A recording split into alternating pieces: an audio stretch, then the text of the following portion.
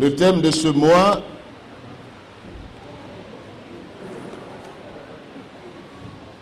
nous l'avons abordé le dimanche passé, les avertissements du Saint-Esprit dans les derniers temps.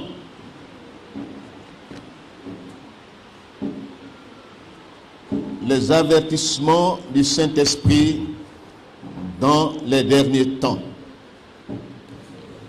Le Saint-Esprit est venu pour confirmer ce que Jésus a dit. Il ne parle pas de lui-même. Il ne se glorifie pas lui-même. Il glorifie le Père et le Fils. Le Saint-Esprit est une personne qui parle.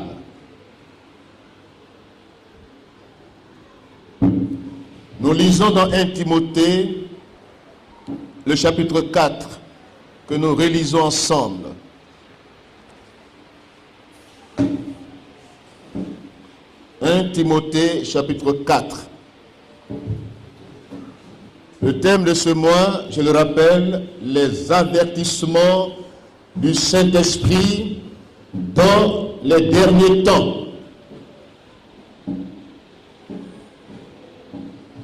« 1 Timothée, chapitre 4.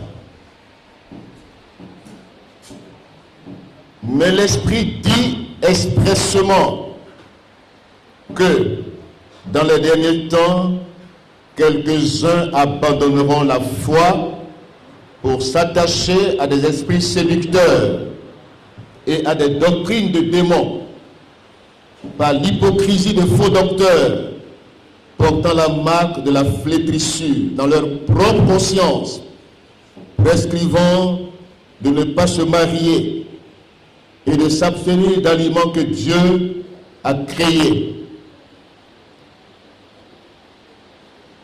pour qu'ils soient pris avec action de grâce par ceux qui sont fidèles et qui ont connu la vérité.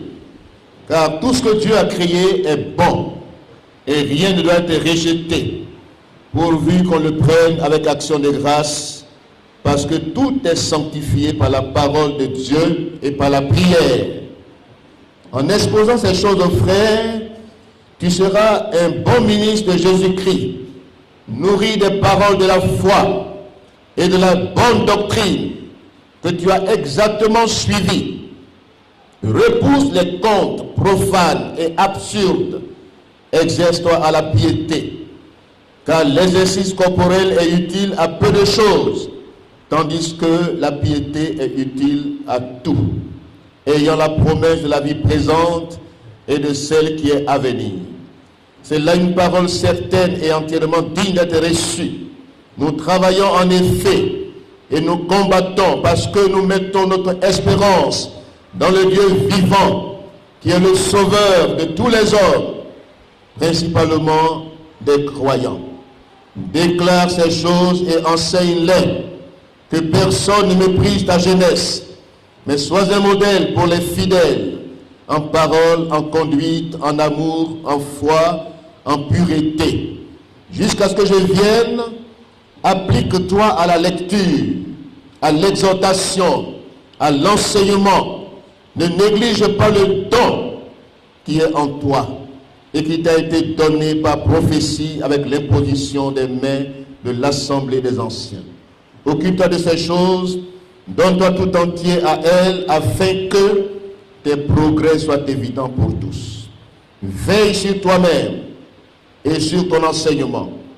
Persévère dans ces choses, car en agissant ainsi, tu te sauveras toi-même et tu sauveras ceux qui t'écoutent. Que Dieu bénisse sa parole.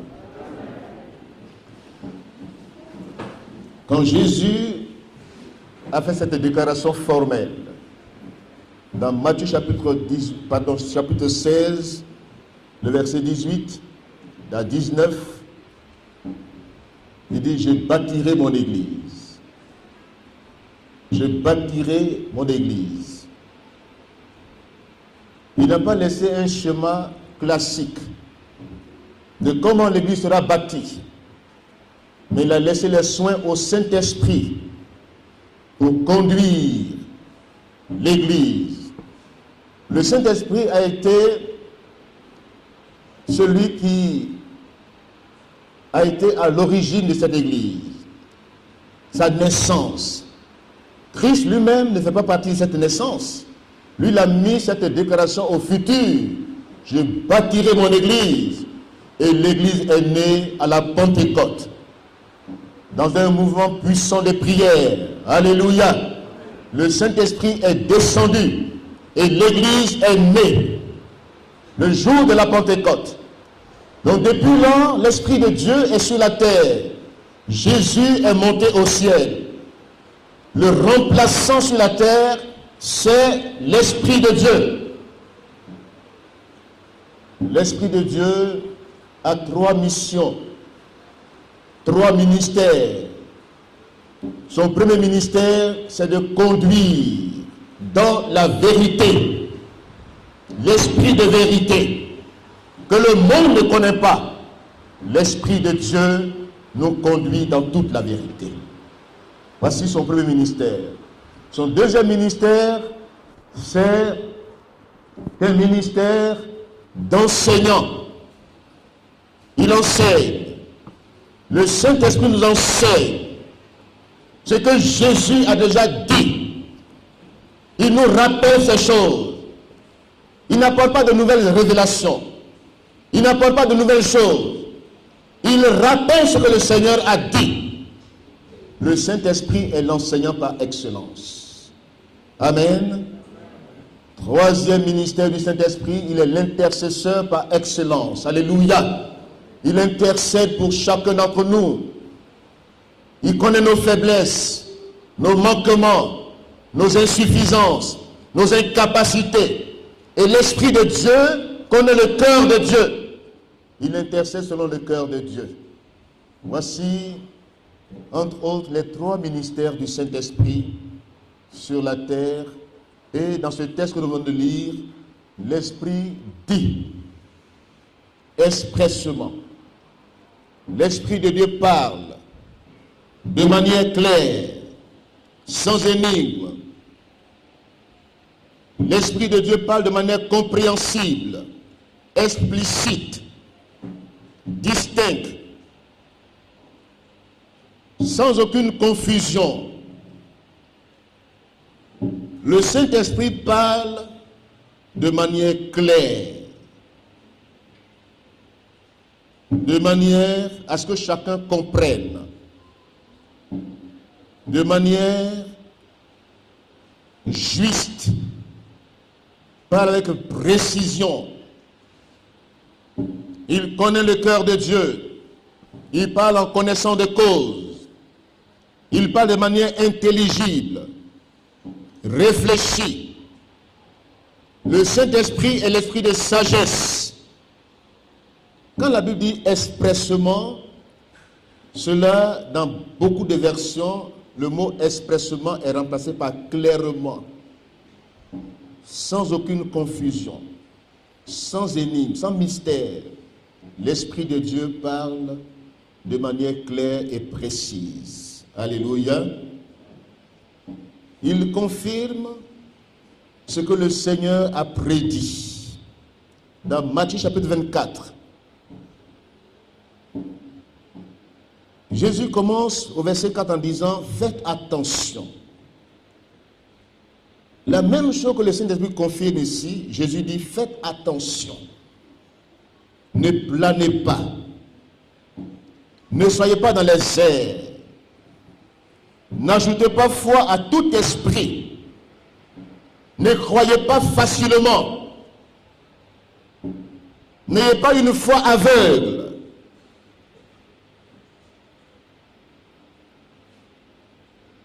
Examinez toutes choses. Mettez toutes choses à l'épreuve. Ayez le discernement. Ayez une foi réfléchie, une foi intelligente, qui fait appel à la raison. Pas une foi aveugle, que l'on ne viole pas votre conscience. Amen. N'acceptez pas le vide mental. Soyez en vous-même. Ayez vos deux pieds sur la terre. Ne croyez pas facilement. Voici l'avertissement que le Saint-Esprit confirme. L'apôtre Paul a dit la même chose. Dans Actes chapitre 20, le verset 28 à 31, même déjà au chapitre 23, l'apôtre Paul dit, l'Esprit m'avertit de ville en ville. Lors du ministère, le début du ministère de Paul, dans Actes chapitre 13, le Saint-Esprit dit, mettez-moi à part Paul et Barnabas. Donc le Saint-Esprit avertit cet homme des souffrances qu'il allait vivre. Mais il dit, peu importe, ma vie ne m'est pas précieuse. Sinon, peu importe, pourvu que j'atteigne le but. Paul a dit, veillez sur vous-même. Veillez. Soyez vigilants. Soyez vigilants. Veillez. Donc voici, l'Esprit de Dieu nous avertit en nous disant de manière claire et précise des situations que le monde et l'Église vont traverser dans ce temps de la fin. Jésus a dit la même chose.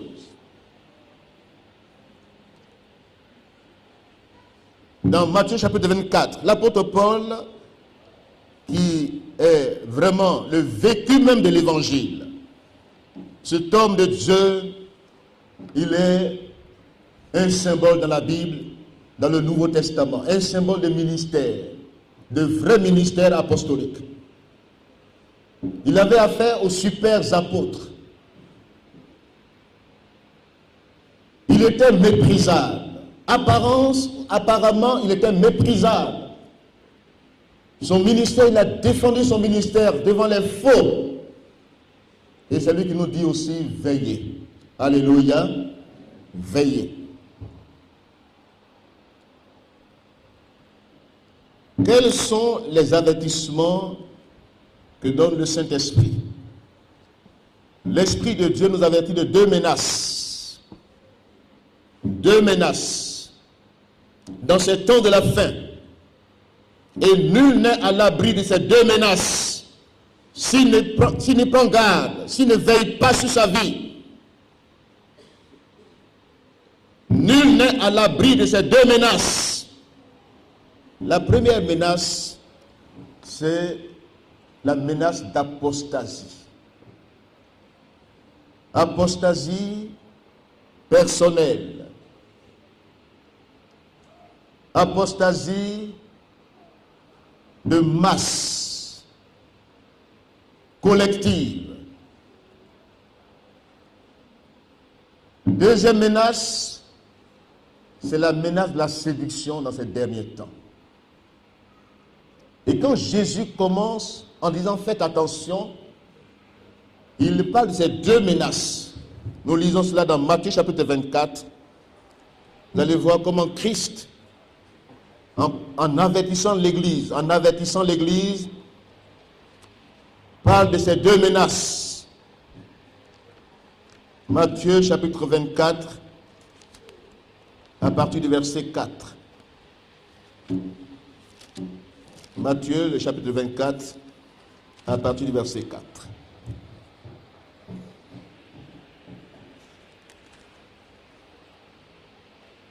Prenez garde, c'est-à-dire faites attention que personne ne vous séduise, car plusieurs viendront sous mon nom disant, c'est moi qui suis le Christ, et ils séduiront beaucoup de gens. Verset 8 à 11. Tout cela ne sera que le commencement des douleurs. Alors on vous livrera au tourment, et l'on vous fera mourir. Vous serez haïs de toutes les nations à cause de mon nom. Alors aussi plusieurs succomberont. Ils se trahiront, se haïront les uns les autres. Plusieurs faux prophètes s'élèveront et ils séduiront beaucoup de gens parce que l'iniquité se sera accrue, l'amour du plus grand nombre se refroidira. Amen. Mais celui qui persévérera jusqu'à la fin sera sauvé. Ces deux menaces dont parle le Saint-Esprit ont été déjà dites et prédits par le Seigneur Jésus-Christ lui-même. La menace d'apostasie se situe au niveau du verset 9. La haine, la trahison, la fausseté, l'amour du plus grand nombre se refroidira. Donc dans le mot apostasie, première menace, apostasia. Apostasie signifie abandon ou défection de la foi. Plusieurs abandonneront la foi. Abandon, défection de la foi. On aura l'apparence, la piété, mais on reniera ce qui en fait la force. Qu'est-ce qui fait la force de la vie chrétienne? C'est l'amour de Dieu et l'amour du prochain. Amen. Je peux parler en langue, je peux prophétiser, je peux dépasser les montagnes, mais si je n'ai pas l'amour, je ne suis rien. Si je manque de vérité intérieure, je ne suis rien. Je suis une cymbale qui retentit, qui fait du bruit, qui impressionne. Il y a des gestes, d'un réveil imitateur, ou bien d'un faux réveil. Mais il n'y a pas la vie de ce réveil. L'amour, c'est la vie du réveil. Alléluia. L'amour, c'est la vie du réveil. Abandonner Dieu, abandonner la foi, parce que ce qui demeure, l'amour demeure, la foi demeure, l'espérance demeure. Ces trois choses demeurent. Mais quand on tombe l'apostasie, on fait fi de ces trois choses. L'amour disparaît. La foi n'est pas une foi sincère,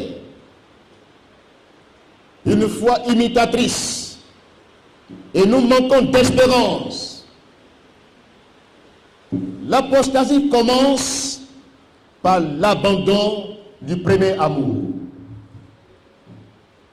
La lettre écrite par l'apôtre Jean à l'église d'Éphèse, ce que j'ai contre toi, c'est que tu as abandonné ton premier amour. Tu as ouvert la porte à l'apostasie. Qui dit amour parle de foi et d'espérance. Les trois choses sont liées.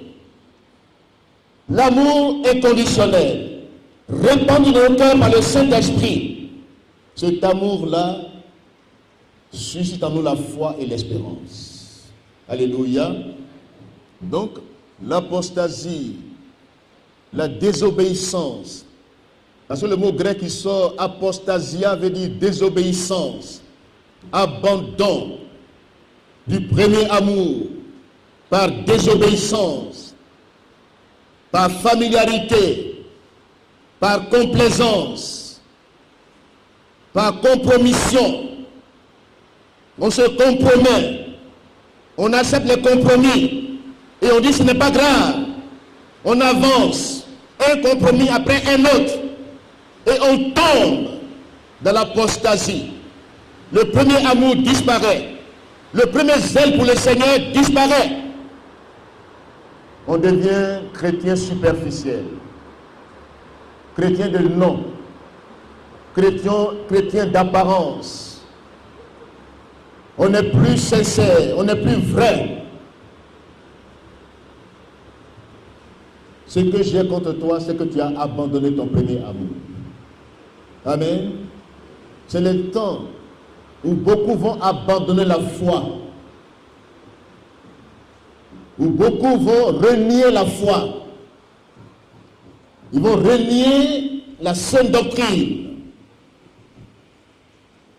Ils vont faire un habillage, un mélange. Voyez-vous le poison, ou bien le venin, pardon, le venin c'est quoi? Le venin contient 90% de protéines dont le corps a besoin. 90% de protéines dont le corps a besoin. Mais seulement 10% qui peut t'empoisonner, te tuer. Nous parlerons des fausses doctrines. Elles ont une part de vérité qu'on présente, mais souvent c'est des vérités sorties de leur contexte. Donc l'apostasie commence par l'abandon du premier amour, l'abandon des premiers sentiers que nos pères ont tracés.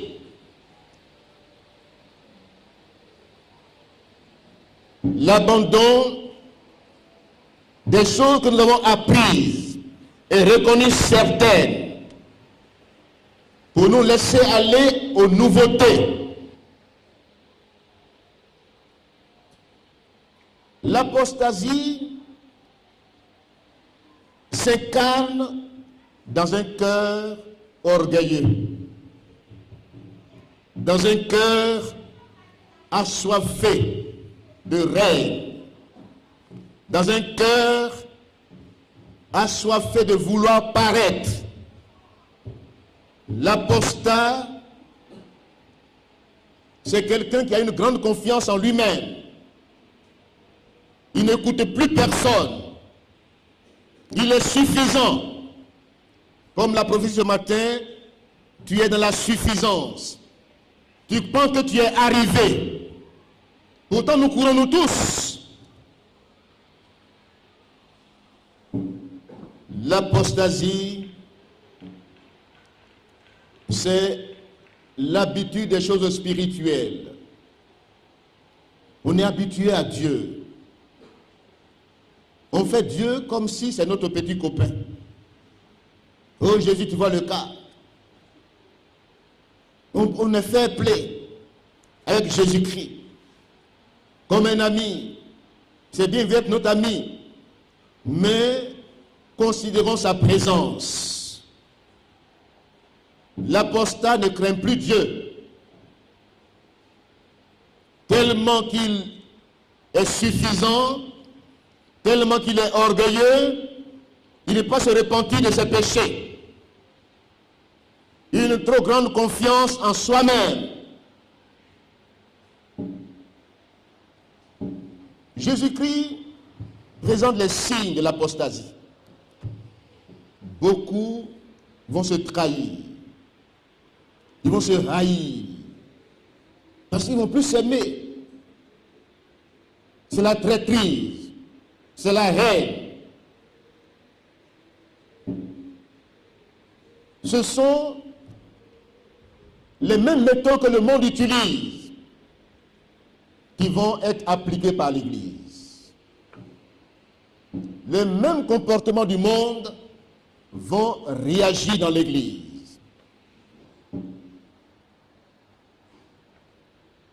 Jésus a dit dans Marc chapitre 10,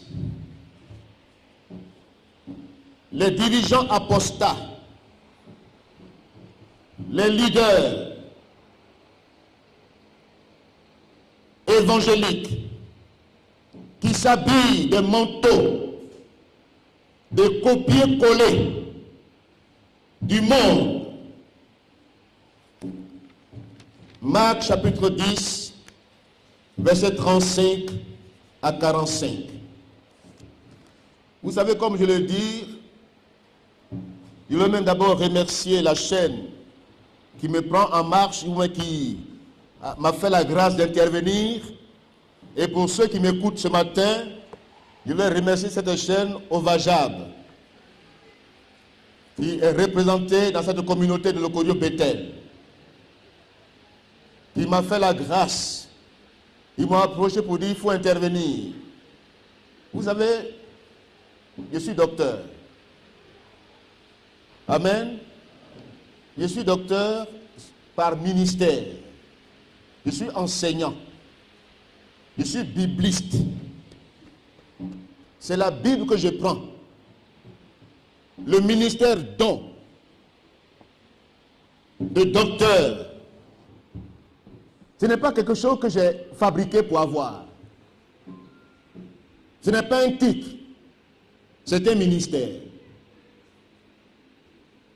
Je suis bibliste, analyste, spécialiste des questions liées à la sainte doctrine, des questions d'éthique chrétienne, des questions d'éthique ministérielle,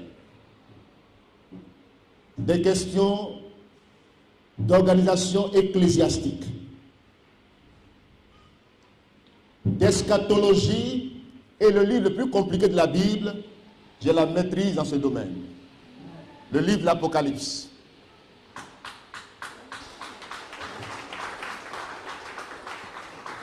Il y a peu de personnes qui peuvent expliquer le livre de l'Apocalypse. Moi, je la maîtrise de ce livre. Je l'enseigne, je le maîtrise et je l'enseigne. Donc, j'interviendrai sur cette chaîne. J'interviens déjà. Et j'interviendrai encore de manière directe et claire. Nous vivons les derniers temps. Si nous ne prenons garde, nous serons séduits. Nous tomberons dans l'apostasie.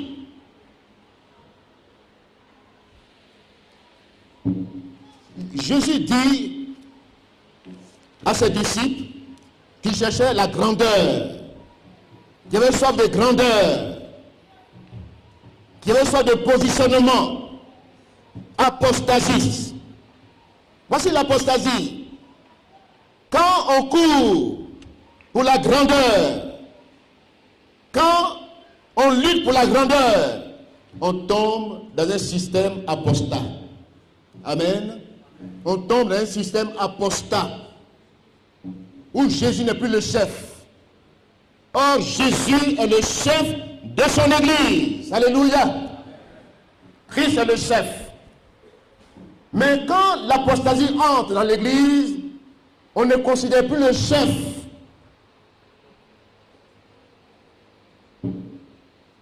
On usurpe. On le chasse de trône de l'église et de nos cœurs. On le chasse. Parce qu'on est suffisant. On est chef soi-même. Le Saint-Esprit, là où il y a l'Esprit de Dieu, il y a la liberté. Liberté d'expression. Mais quand la répression de l'expression se manifeste, Christ n'est plus là. Quand il y a la répression de l'expression, Jésus n'y est plus. Le Saint-Esprit n'y est plus. Regardez le dernier livre, la dernière lettre adressée à l'église. La dernière église. Jésus était à la porte. Souvent les gens pensent qu'il se tient à la porte de nos cœurs. Mais il était à la porte de l'église. Il n'était plus à l'intérieur de l'église. Parce qu'on l'a chassé. Faisons attention aujourd'hui. Beaucoup aujourd'hui, à cause de la grandeur, s'imposer par la force, ils ont chassé Jésus de l'église. Le Saint-Esprit ne parle plus dans l'église. Ils ont adopté les systèmes du monde. Et Jésus avertit l'église.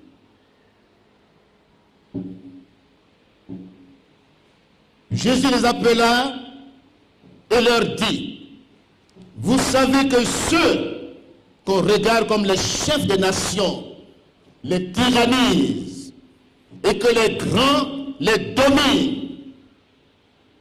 Il n'en est pas de même au milieu de vous. Mais quiconque veut être grand parmi vous, qu'il soit votre serviteur. Alléluia. Et quiconque veut être le premier parmi vous, qu'il soit l'esclave de tous. Car le Fils de l'homme est venu non pour être servi, mais pour servir et donner sa vie comme la rançon de plusieurs. Alléluia. Alléluia. Voyez-vous, même dans le leadership actuel, on imite un leadership apostat. On veut copier le monde. Oh, Jésus dit, ne copiez pas le monde. Ne vous conformez pas au siècle présent. Romains chapitre 12 nous le dit. N'imitez pas le monde. Ne vous conformez pas au siècle présent. C'est un siècle de déviation, d'apostasie, de séduction. Ne cherchez pas à adopter les habits du monde. Même si Christ n'a pas laissé un chemin, le Saint-Esprit, là où il y a la liberté. Amen. Liberté, les ministères sont libres, liberté d'expression, liberté d'action. Mais s'il n'y a plus de liberté, le Saint-Esprit n'y est plus. Amen. C'est une église apostate. Et aujourd'hui, beaucoup de personnes tombent dans ce jeu de s'imposer par la force, de dominer les autres, de dominer même leur conscience, de les instrumentaliser, de les manipuler. Quand je dis je, quand quelqu'un dit je, quand il dit je ou bien moi, il affirme sa liberté. Amen. Quand quelqu'un parle, parce que c'est l'animal qui ne parle pas, c'est les choses qui ne parlent pas, mais un homme, Dieu parle, Dieu lui a donné la parole pour s'exprimer.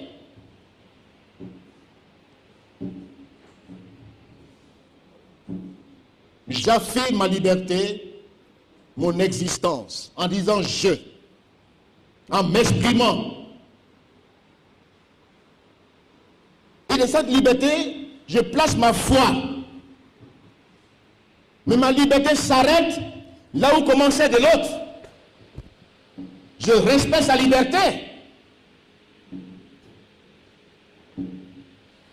Là où il y a l'Esprit de Dieu, il y a la liberté.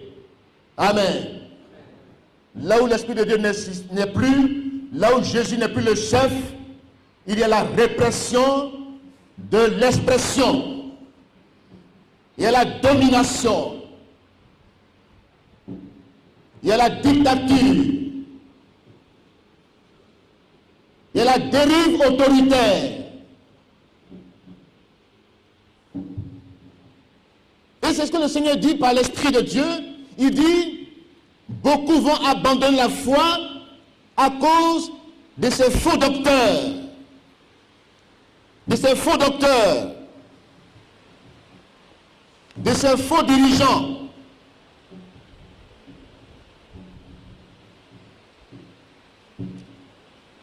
Amen.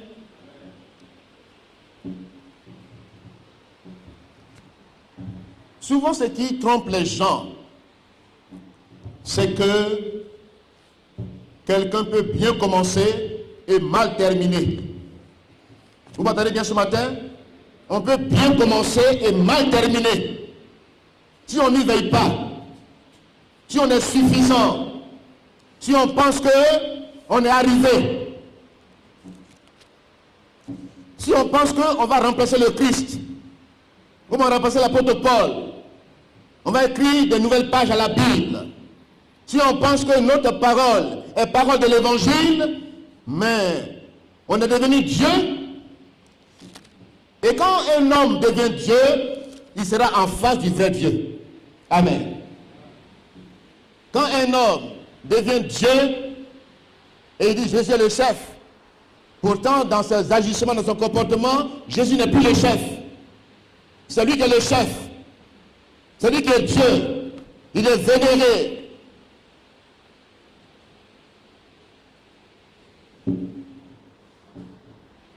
On peut bien commencer et mal terminer. Dites Amen. Alléluia.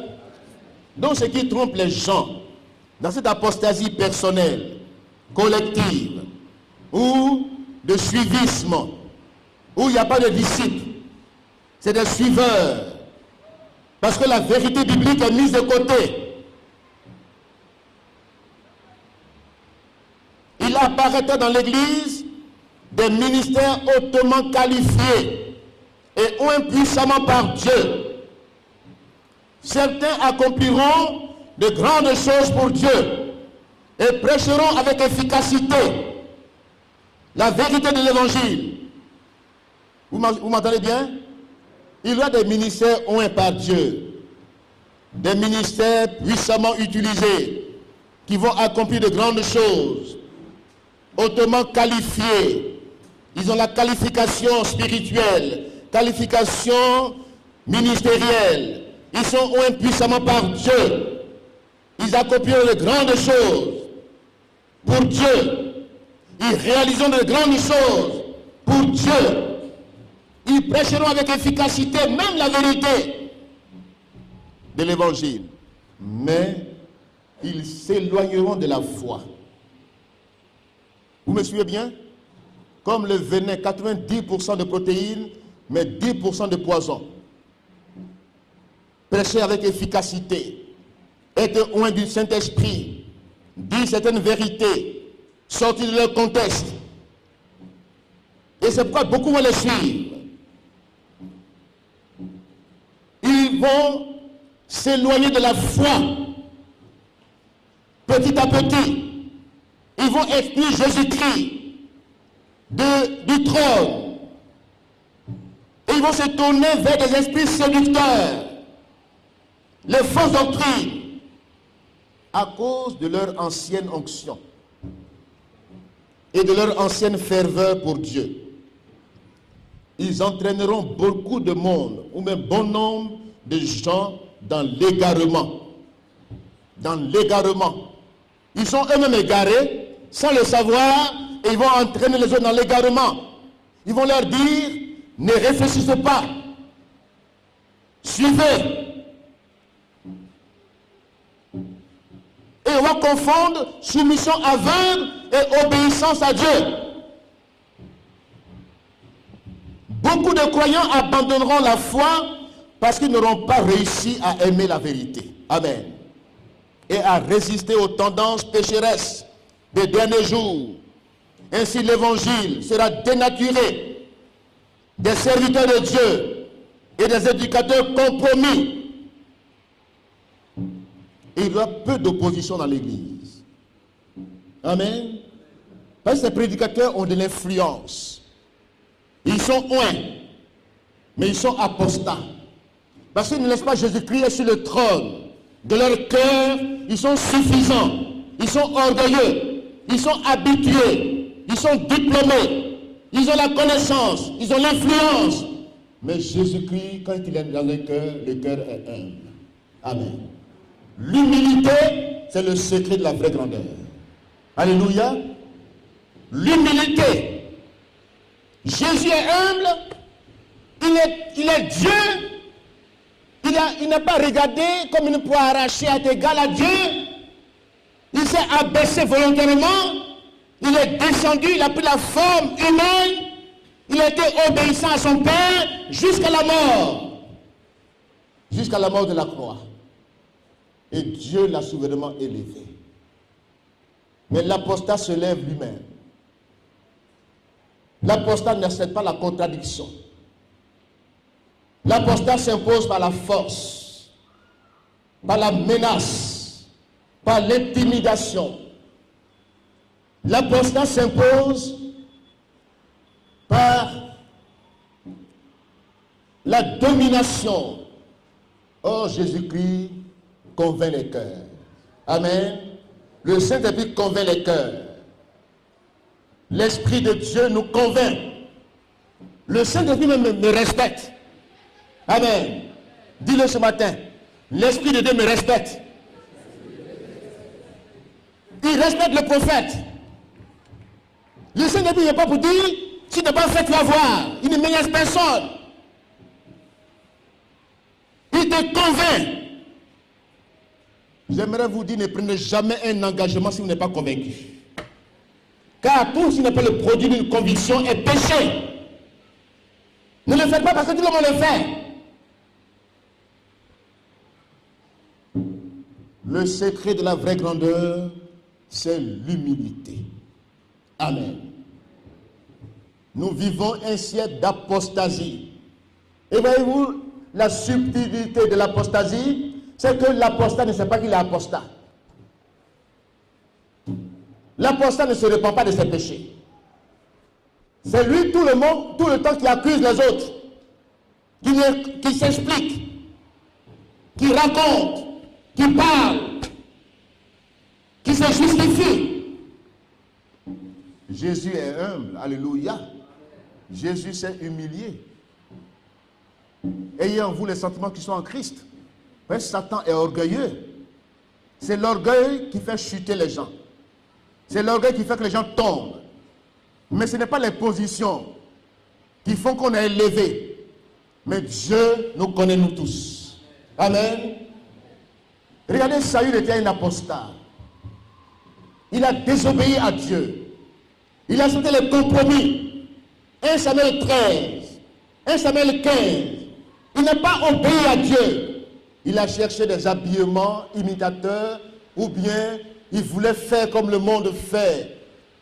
Il voulait préserver quelque chose. Il voulait cacher certaines choses. Mais Dieu connaît le cœur. Dieu connaît nos cœurs. Amen. Dieu connaît ce que tu caches. Tes intentions inavouées, Dieu les connaît. Et Dieu sait ce que tu présentes. Quand une église est apostate, elle ne s'oppose pas aux apostats. Amen. Quand une église est apostate, elle ne s'oppose pas aux apostats. Elle les prend comme les références. Elle est là silencieuse. Parce que chacun défend ses intérêts. Mais pas l'intérêt général. Dans l'apostasie, il y a une question d'intérêt. Chacun défend ses intérêts, il préserve ses intérêts. Il n'ose pas perdre. Oh, Jésus a dit, celui qui ne perdra pas, celui qui ne perd pas maintenant, ne gagnera pas aussi. Si tu veux gagner, les apostats veulent toujours gagner. Par tous les moyens, gagner. Gagner. Manipuler. Régner. Gagner. Mais devant Dieu, Dieu les regarde, Dieu dit, ce sont des apostats. Ils n'ont pas le caractère de Christ en eux. Ils n'ont pas la nature de Christ en eux. Ils respirent la vengeance. Ils respirent le mépris des autres. Ils respirent l'humiliation des autres. Ils veulent dire des choses fausses. Nous verrons cela dans la séduction. Mais ce matin, reconnaissez que tout apostat, quand une église est tombée dans l'apostasie, elle est silencieuse devant les apostats. Elle suit. Elle suit. Il y a certains mots, quand tu les prononces, on les traduit mal. Ce matin, je mets ça de côté. Mais l'esprit suiviste, c'est un esprit apostat. Suivre sans rien dire. C'est l'apostasie. Et si tu suis sans rien dire, si tu ne t'opposes pas à l'apostat, et que tu es là, tu ne dis rien, mais vous tombez tous dans le trou. À cause des intérêts aujourd'hui, à cause des positions, il y en a qui vendent leur dignité. Ils vendent leur dignité. Ils ne sont plus honnêtes. On les manipule. On les instrumentalise. Ils sont des caisses de résonance, des coureurs, des bras séculiers. C'est ce qu'on appelle l'évangile, ou bien ministère, ou bien chrétien. Ici, qu'il n'y ait pas de suiveurs au nom de Jésus-Christ. Au nom de Jésus-Christ. Nous voulons tous aller au ciel. Les choses de la terre passeront. La dernière lettre écrite à l'église, il dit, ils vont se vanter de leur richesse. Je suis riche. Je me suis enrichi. J'ai tout. Je n'ai besoin de personne. Ils sont tellement suffisants. Aujourd'hui, le ministère ou bien un chrétien, sa bénédiction est liée au matériel. Il dit, tu as eu ma bénédiction, ma nouvelle voiture, ma réalisation, mes achats, mes réalisations, je suis béni. Or, on peut être béni et puis souffrir sur la terre. Vous m'entendez bien ce matin? On peut passer par la souffrance et puis avoir la vraie bénédiction. L'Esprit de Dieu, l'Esprit de gloire repose sur ceux qui ont souffert. L'apôtre Paul, il était comment? Il était comment? Lisons un peu l'apôtre Paul. 2 Corinthiens 11. Ce matin, supportez un peu de folie de ma part. Dites Amen. Alléluia. L'apôtre Paul dit, on peut me lier, on peut m'emprisonner, on peut m'enlever tous les avantages, mais ce n'est pas ça qui m'importe. Ce qui m'importe, c'est que la parole de Dieu de ma bouche ne soit pas liée. Et elle ne sera pas liée. Alléluia. Il y en a qui veulent vendre la tête des autres. Jean-Baptiste a dit la vérité, on a coupé sa tête. On a dit, il a dit. Jésus a dit, on l'a cloué. L'apôtre Paul a parlé. Souvent les apostats se basent sur il a dit, il a parlé. Ils extrapolent sa parole.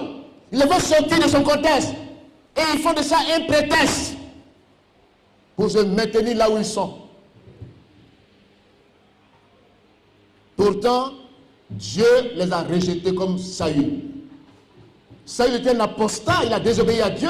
Il a fait des compromis et compromissions. Dieu dit, je t'ai rejeté.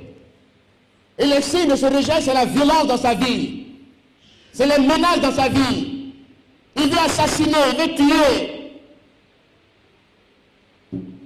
Il poursuit les gens.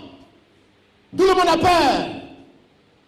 Et il trouve des Doeg, des Nabal, il trouve des coureurs qui vont assassiner avec lui. Mais Dieu est fidèle. L'apôtre Paul, sa vie était menacée. Sa vie était menacée. Lisons 2 Corinthiens 11. Alléluia. 2 Corinthiens 11. Vous suivez avec moi, hein?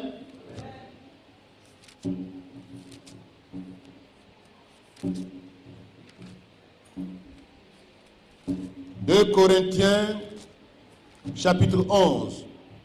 Il dit, oh, si vous pouvez supporter de ma part un peu de folie, dites Amen. Mais vous me supportez, car je suis jaloux de vous, d'une jalousie de Dieu.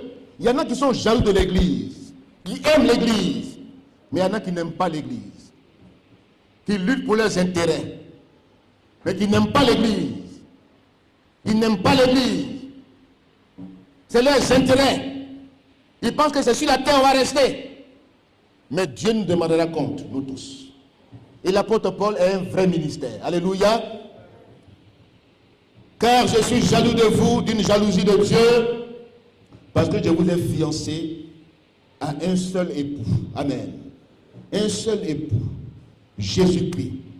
Pour vous présenter à Christ comme une vierge pure. Toutefois de même, comme le serpent séduisit, nous verrons la deuxième menace, la séduction, la ruse. Je crains que vos pensées ne se corrompent et ne se détournent de la simplicité à l'égard de Christ. Car si quelqu'un vient vous prêcher un autre Jésus, que celui que nous vous avons prêché, ou si vous recevez un autre esprit que celui que vous avez reçu, ou un autre évangile que celui que vous avez embrassé, vous le supportez fort bien. C'est-à-dire que quand quelqu'un vous a servi, vous le supportez. Voici l'église de Corinthe. Ils aiment qu'on les menace, qu'on les asservisse, qu'on les embrigade, qu'on les manipule. C'est ça qu'ils aiment. Mais celui qui respecte leur liberté, il ne l'aime pas. Celui qui veut leur liberté en Christ, il ne l'aime pas.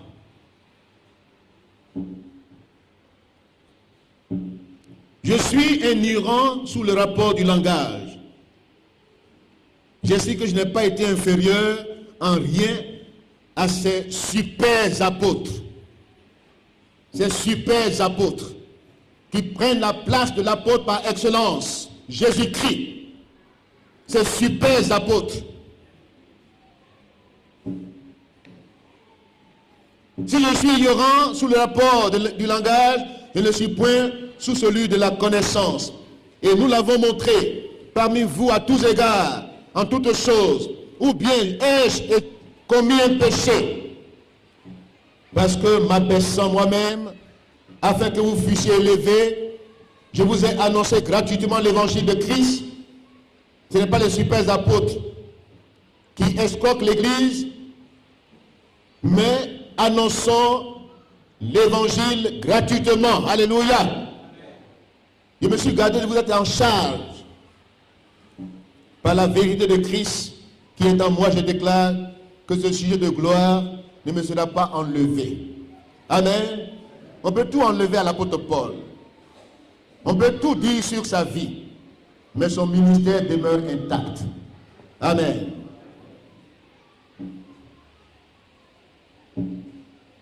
Ces hommes-là sont des faux apôtres, des ouvriers trompeurs, déguisés en apôtres de Christ. Et cela n'est pas étonnant, parce que Satan lui-même se déguise en ange de lumière. Il n'est pas étrange que ces ministres aussi se déguisent en ministres de justice. Les justiciers. C'est eux qui jugent. Ministres de justice. Leur ministère, c'est de juger les autres, de les accuser. Leur fin sera comme leurs œuvres. Je le répète, que personne ne me regarde comme un insensé ce matin. Amen. Sinon, recevez-moi comme un insensé, afin que moi aussi je me glorifie un peu. Paul a trop souffert des injustices, des mépris, des humiliations. Et il le dit à la fin. Il dit, sont-ils le ministre de Christ? Moi aussi je le suis. Je le suis plus encore par les travaux bien plus, par les coups bien plus, par les emprisonnements bien plus, souvent danger de mort. 5 fois j'ai reçu des Juifs, 40 coups moins 1. 3 fois j'ai été battu de verge. 1 fois j'ai été lapidé, des paroles lapidaires. 3 fois j'ai fait naufrage, des naufrages spirituels. J'ai passé 1 jour et 1 nuit dans la Bible. Fréquemment en voyage, j'étais en péril sur les fleuves, en péril de la part des brigands, en péril de la part de ceux de ma nation, en péril de la part des païens, en péril dans les villes, en péril dans les déserts, en péril sur la mer, et surtout en péril parmi les faux frères.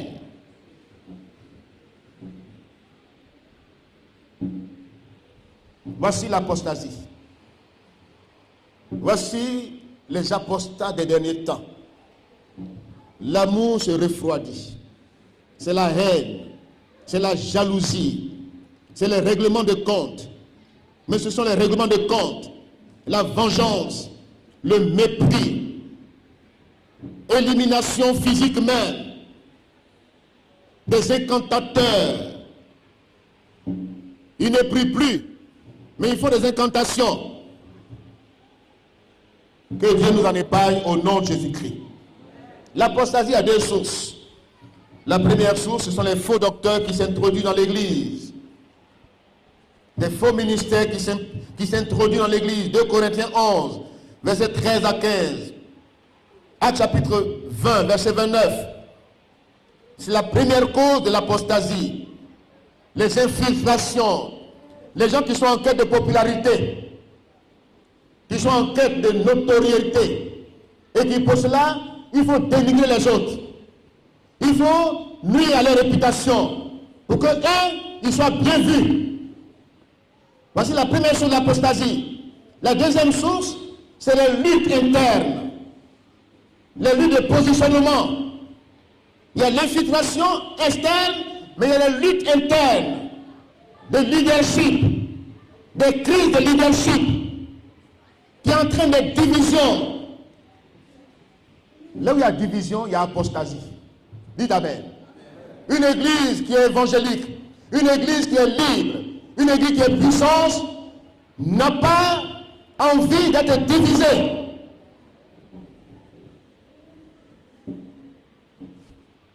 Maintenant, voyons la deuxième menace. Accordez-moi encore 10 minutes. Vous êtes là encore? Amen. La deuxième source, sinon la deuxième menace sur l'Église. Prenez garde que personne ne vous séduise.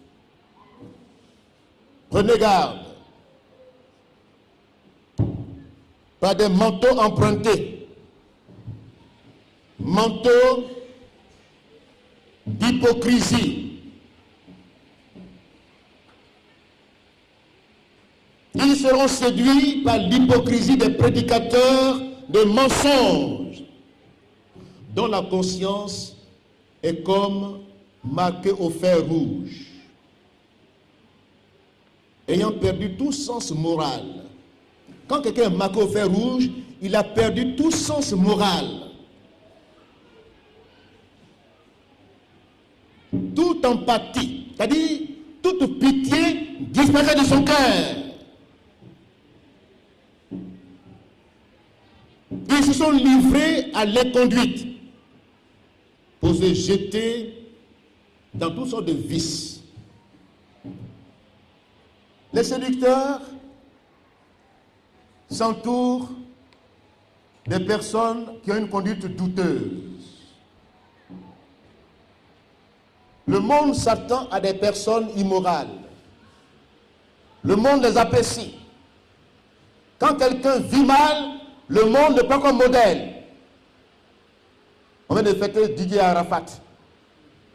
On célèbre son anniversaire. Quel modèle a été? Voici le monde. Et dans l'église, on célèbre ceux qui ont une moralité douteuse. C'est eux qu'on célèbre. Qui ont à leur actif plusieurs cas de péché d'immoralité. C'est eux qui sont devenus du coup donneurs de leçons. Voici la séduction. Le serpent a séduit Ève. La séduction, ça vient de quelqu'un sur lequel tu comptes. Et c'est quelqu'un sur lequel tu comptes. Tu lui fais confiance. Tu te confies à lui. Tu le prends comme référence. Et il vient, qu'est-ce qu'il fait? Il te prend par la main. Il te conduit par la main. Tu n'as aucun doute là. Parce que tu lui as fait confiance à la personne. Elle a un passé glorieux. Elle a un ministère, une onction. Dans le passé qui a influencé les gens, mais qui aujourd'hui est apostat et séducteur. Il te prend par la main, puis il vient. Et puis il te conduit. Lentement et sûrement. Lentement. À tel point que tu ne te rends pas compte que tu as quitté le droit chemin. Parce que tu lui fais confiance, il te conduit, il te fait dévier du droit chemin, il t'envoûte. Et quand tu rentres à toi-même, il est tard. La séduction, c'est la tromperie, c'est la fraude, c'est le mensonge. Un séducteur est un menteur. Il ne dit pas la vérité. Il a des apparences trompeuses. il veut gagner quelque chose en toi. Ces relations sont intéressées. Combien de personnes ont des relations intéressées? Ce n'est pas l'amour vrai qui les habite, mais c'est les intérêts. Même quand il a cité le cas du mariage, il dit ces gens-là, pourquoi il parle du mariage dans ce texte? Parce que dans ces derniers temps, il y a beaucoup de doctrines liées au remariage dans l'église. 2 poids, 2 mesures. Les gens peuvent divorcer, se remarier. Il y en a qui peuvent le faire. Il y a d'autres qui ne peuvent pas le faire. Ceux qui le font sont nantis, ont des positions sociales. Là, on dit que tu peux divorcer. Mais quand tu n'as rien, on dit non, tu peux divorcer. On n'applique plus la Bible. Or, aussi longtemps que quelqu'un vit avec sa femme, les deux sont liés jusqu'à la mort. Amen. Et on banalise le mariage, on désacralise le mariage. Parce qu'on a pris des autorités qui peuvent nous dire, tu divorces, tu te remaries, tu as toute ta position, tu es toujours dirigeant d'église. Ça, c'est l'apostasie qui fait ça, c'est la séduction qui fait ça. Des derniers temps, le libertinage, la sexualité désordonnée. Il y a des personnes même qui vivent dans le désordre sexuel et qui ils ont encore le courage de parler dans l'église. C'est eux qui sont les donneurs de leçons. Ils ont l'air acquis plusieurs cas de récidivisme notoire, d'immoralité. Et c'est eux qui séduisent les gens, qui les trompent, qui disent suivez sans réfléchir. Suivez sans réfléchir. Comme ça, vous allez tous tomber dans la bêtise. Dites non à ces gens de prédicateurs de mensonges. Amen.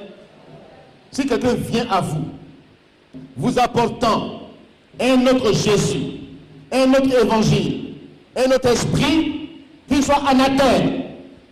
Amen. Ne dites pas comme il est influent, comme il a de l'influence. Non. Veillez. Plusieurs séductions sont entrées dans ce monde et dans l'église. Plusieurs manipulateurs, plusieurs menteurs. Vous savez, le mensonge est terrible. Un menteur est hypocrite et un hypocrite est menteur.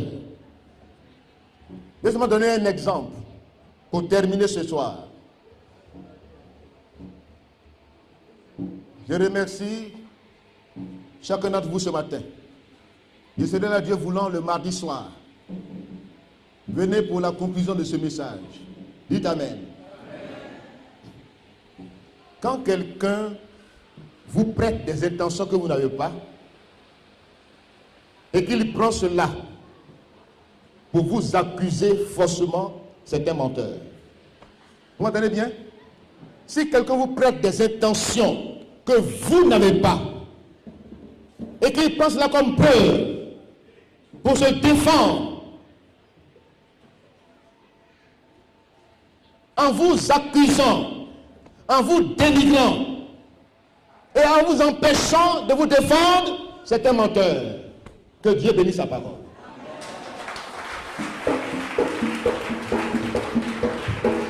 Amen.